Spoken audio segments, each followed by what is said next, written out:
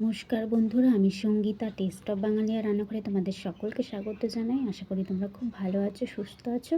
আজকে আমি ঝাল ঝাল চিকেনের পাতলা ঝোল রান্না করবো। তো চলো শুরু করি। আমি এখানে চিকেন নিয়ে নিয়েছি পরিমাণ মতো, 3টে পেঁয়াজ কুচি, আদা কুচি, 4টে লঙ্কা, 7 কোয়া রসুন আর পরিমাণ মতো আলু কেটে নিয়েছি। কড়াই গরম হয়ে গেছে, আমি তেলটা দিয়ে আলুটাকে খুব ভালোভাবে ভেজে নেব।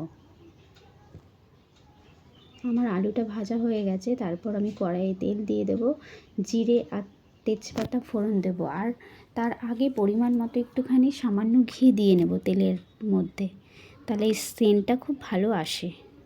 আমার ফোড়নটা হয়ে গেছে, এবার পেঁয়াজ কুচিটা দিয়ে দেব। পেঁয়াজ কুচিটা একটু ভালোভাবে হালকা করে ভেজে নেব। দেখো বন্ধুরা, আমার পেঁয়াজ কুচিটা হয়ে গেছে, এবার আমি চিকেনটা দিয়ে দেব। চিকেনটা আমি একটু হালকা করে ভেজে নেব। চিকেনটা হালকা করে ভাজলে খেতে খুবই স্বাদ লাগে। চিকেনটা ভাজা হয়ে গেছে, তারপর আমি দইটা দিয়ে দেবো। দইটা দিয়ে হালকা করে আমি কষতে থাকবো। অল্প আঁচে আমি এটা রান্না করেছি, বেশি আঁচ দিলে না মশলাগুলো সব পুড়ে যায়।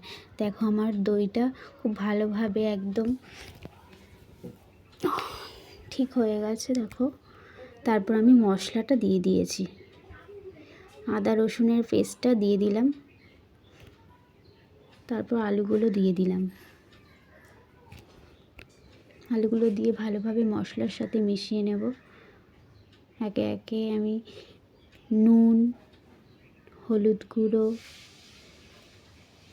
জিরে গুঁড়ো আর ধনে গুঁড়ো দিয়ে খুব ভালোভাবে আস্তে আস্তে কষাতে থাকবো। আর পরিমাণ মতো কাশ্মীরি লঙ্কার গুঁড়ো দিয়েছি রঙের জন্য। দেখো বন্ধুরা, আমার রঙটা কত চেঞ্জ হয়ে এসছে।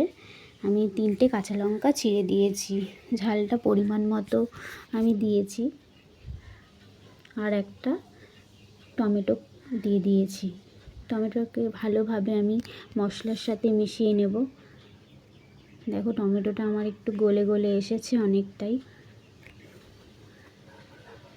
দেখো আমার টমেটোটা একদমই পুরো মিশে গেছে মাংসের সাথে।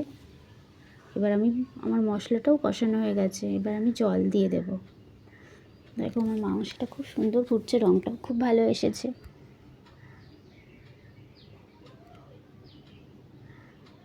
আলুটা আমার সেদ্ধ হয়ে এসেছে। দেখো বন্ধুরা, আমার চিকেনের পাতলা ঝোল রেডি হয়ে গেছে।